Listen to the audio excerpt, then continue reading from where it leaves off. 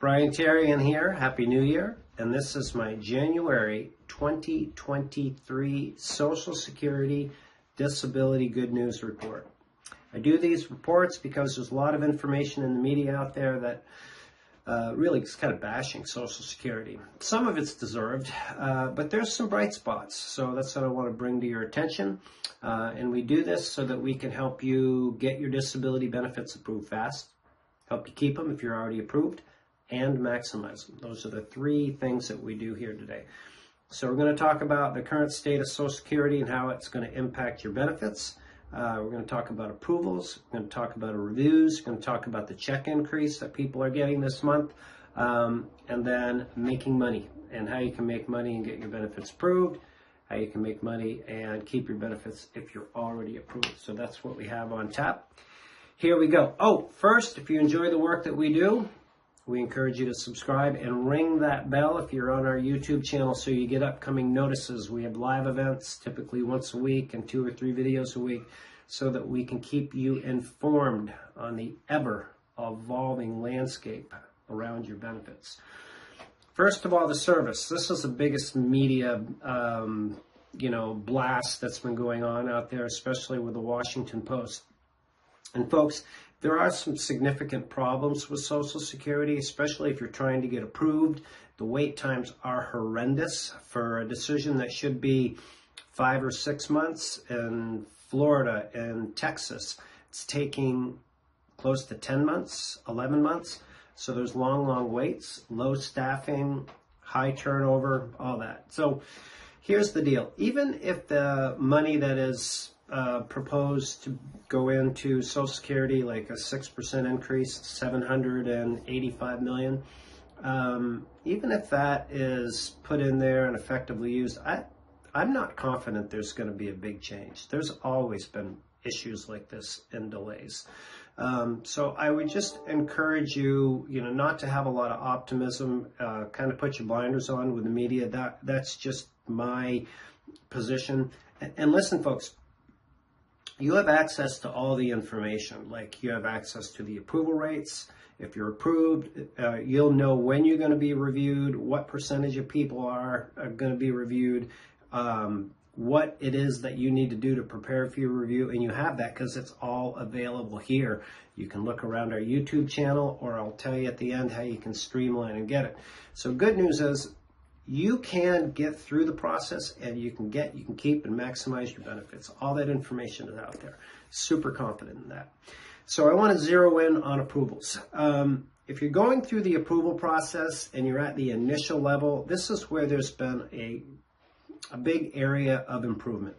And I say that because the typical approval rate is 35%. Most people that apply on their own do it on their own. They haven't found us yet. And by doing so, they're subject to that 35% approval rate. But if you so happen to have a representative or are considering using or getting a representative, which I would encourage you to do, you can significantly change that approval rate at the initial level. And the value of that is you can get your money quicker. The downside is you have to pay for it, right? You have to pay the representative fee. But if you don't get approved at the initial level, you're likely not going to get approved at the next appeal level called reconsideration, because it's like 11.2% approval. And if you don't get approved there, then you've got to go in front of a judge. And you could have a great case, but if the average approval for hearings is around 65%, there's judges out there that only approve 18, 19, and 20%. So your great case that you've done all this work, all this treatment and stuff, gets in front of a buzzsaw judge. That's a tough one, man. It's really sad. So you have to understand and evaluate what's going to be best for you. We can definitely help you do that here at the Disability Digest. We teach you how to do this on your own with our course. You have to absorb the information and apply it, but it's super effective. Industry experts have helped us put together this course, or you can have it done for you.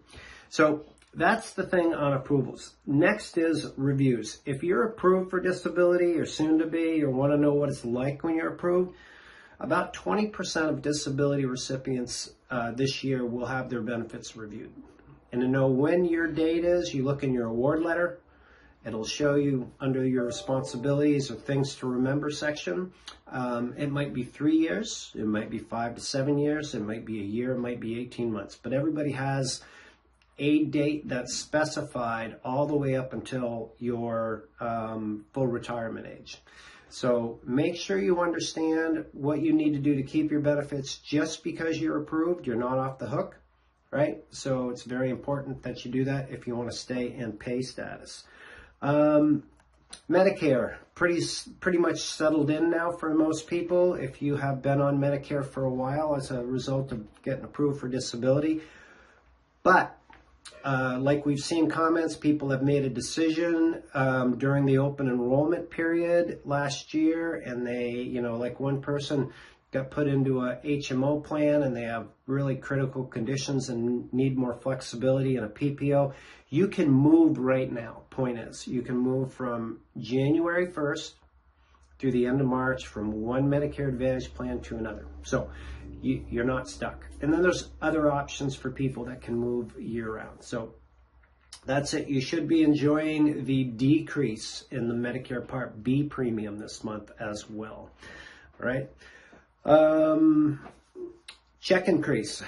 $117.45 should be on average, based on a $1,350 check is what people should be seeing in their checks this month, which is fantastic, unless your check amount is between $1,380 and $1,500, because if it's in that sweet spot, that extra money is going to put you over the $1,500 hump, which is the benchmark or baseline for people to get their Medicare Part B premium paid for. So you get a little bit of an increase in your check, but you lose your extra help. Not too much you can do about it. You're stuck with it. It might be other plan options that are available in Medicare that could help you out and ease some of that financial hit that you're going to take. But that's definitely a downfall for the cost of living. Big bright spot that I saw last year, and definitely is going to be rolling forward this year, is the ability to for people to supplement their income and keep their benefits or get their benefits approved. There's just a variety of things that are going on. I feel that, frankly, we've done a better job at pinpointing our members here and finding out what it is that they're doing that works. We've interviewed them. We put that information in one place so that you can learn from others, like, oh, maybe mystery shopping would work. Oh, maybe freelancing. Oh, maybe I can work at the Center for Independent Living, or maybe I could do a traditional job from home 2 to 3 hours a week. Things like that. These are all things that people are doing.